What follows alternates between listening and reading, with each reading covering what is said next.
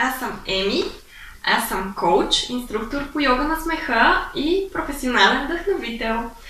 Правя това видео, тъй като искам да ви покажа няколко упражнения за смях.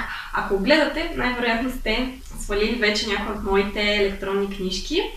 Ако не сте, можете да ги свалите от линка в описанието към това видео. В тях ще намерите доста подробности за това какви са ползите от смеха, защото наистина има страшно много ползи от смеха.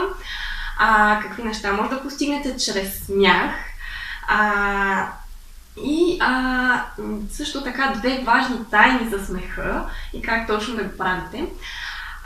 Това ще откриете в книжките. Сега няма да влизам твърде много детайли, тъй като ще стане много дълго, но целта ми тук е да ви покажа няколко упражнения, чрез които можете да се смеете без никаква външна причина, без да имате нужда от нещо, на което да се смеете, можете просто да създадете смеха вътре в себе си. И така, започваме с пляскане. Пляскаме хубаво с изправени длани, силно, за да може да масажираме малко дланите. И забързваме. Супер!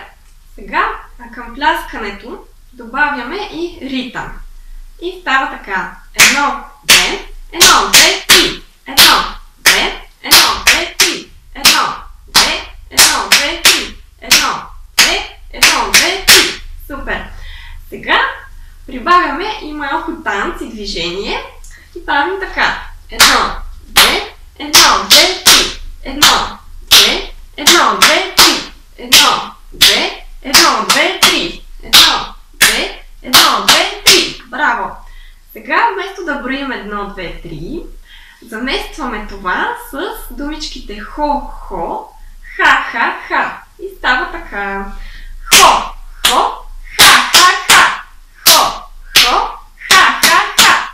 Хо-хо, ха-ха-ха. Хо-хо, ха-ха-ха.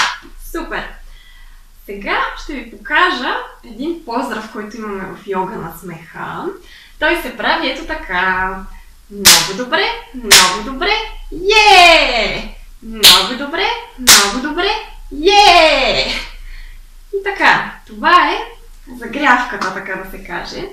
Сега ще ви покажа няколко упражнения за смях, като съветът ми е да включите въображението си и да изключите ума, т.е. да се опитате да не мислите логично защо това е смешно, трябва ли да му се смея, а просто така малко да се върнем в детството, да си представим, че сме деца и си играем на някаква игра или просто си представяме нещо и се забавляваме. И така, първото упражнение се казва смешен коктейл. Представяме си, че имаме един коктейл, който е смешен, т.е. когато го изпием, се смеем. И като всеки коктейл, обаче, трябва да го разбъркаме хубаво първо и след това го изпиваме. И правим така.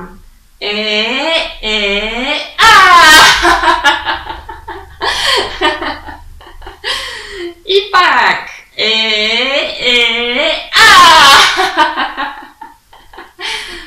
Много добре, много добре, е! Много добре, много добре, е!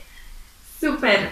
Сега си представяме, че някой ни е пуснал едно купче лед под блузата.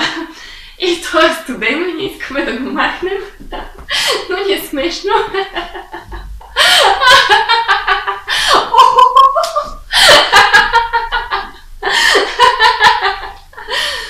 Много добре, много добре, е! Много добре, много добре, е!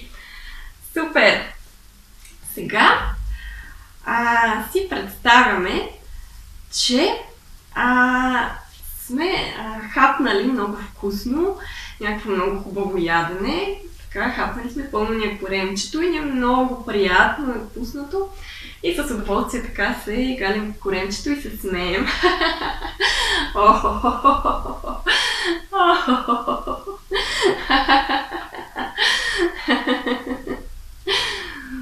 Много добре, много добре, ей! Много добре,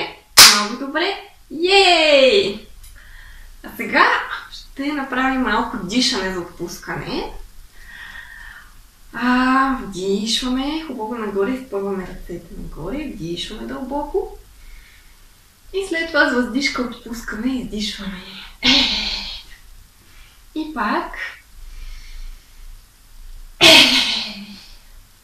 И още един път.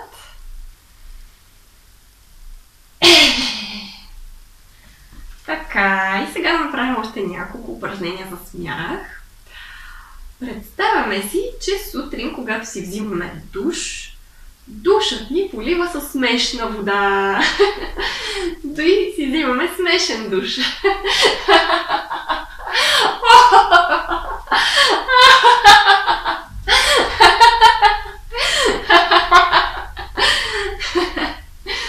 Много добре, много добре. Много добре, много добре. Браво! А сега правим смях с да. Тоест, както когато сме много доволни от нещо, много щастливи, нещо сме успели да направим, което ни харесва и си казваме да, по същия начин правим това, да се смеем и правим така. Да!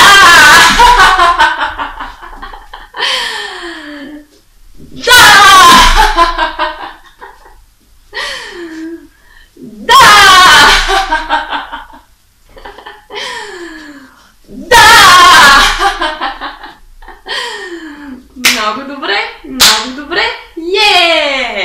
Много добре, много добре. И последното упражнение, малко игра с гласа. Казва се оперен смях. Представяме си, че сме оперни певци, пеем в операта, обаче пеем със смях. Всеки кой както може, както му харесва. Няма значение да сме добри певци, не е нужно. Просто си представяме. И аз, например, правя така. Хо-хо-хо-хо!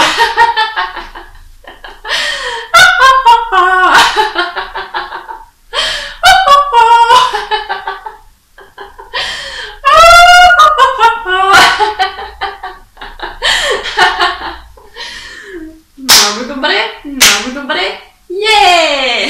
Много добре, много добре. Супер! Сега пак малко да отпуснем и да подишаме. Пускаме раменете. Дишваме хубаво, стягаме се нагоре. И отпускаме с въздишка, издишваме. И пак дишваме нагоре.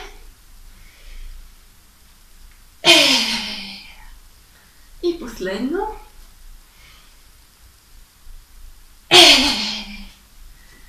Супер!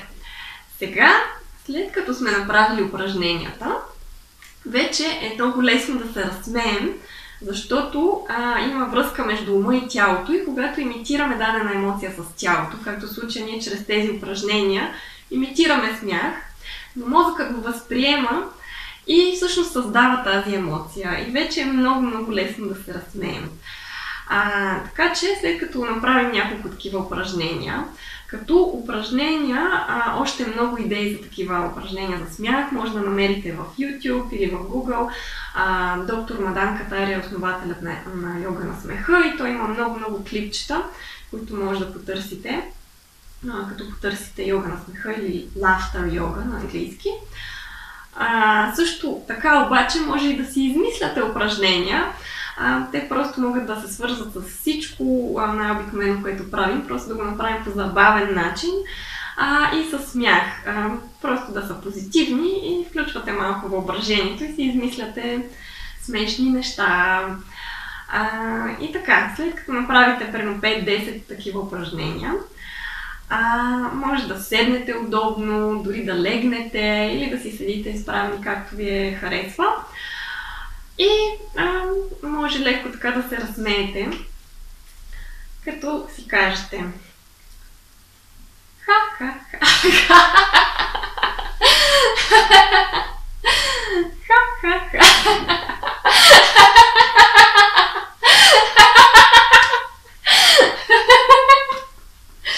И така се разсмивате и всъщност като започнете веднъж, можете да си продължите 5, 10, 15 минути, колкото ви харесва. Имате предвид, че смехът е на вълни, т.е. може да затихва за малко, след това пак ще избухнете в смях и така.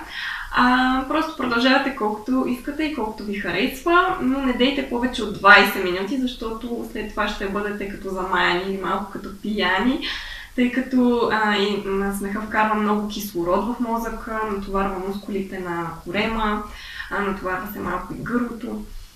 Затова е хубаво да не се прави повече от 20 минути такъв силен интензивен смях. След като приключите, след като примерно сте се смяли 10 минути без спиране, е хубаво да направите малко дихателни упражнения, за да може да балансирате всичко това. И може просто да дишате дълбоко 10 пъти, да кажем. Дишвате хубаво корема, гърдите се колкото можете по-дълбоко.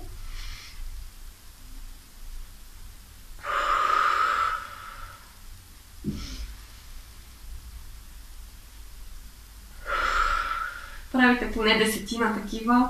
Или ако знаете някакви други дихателни упражнения, също може да ги направите.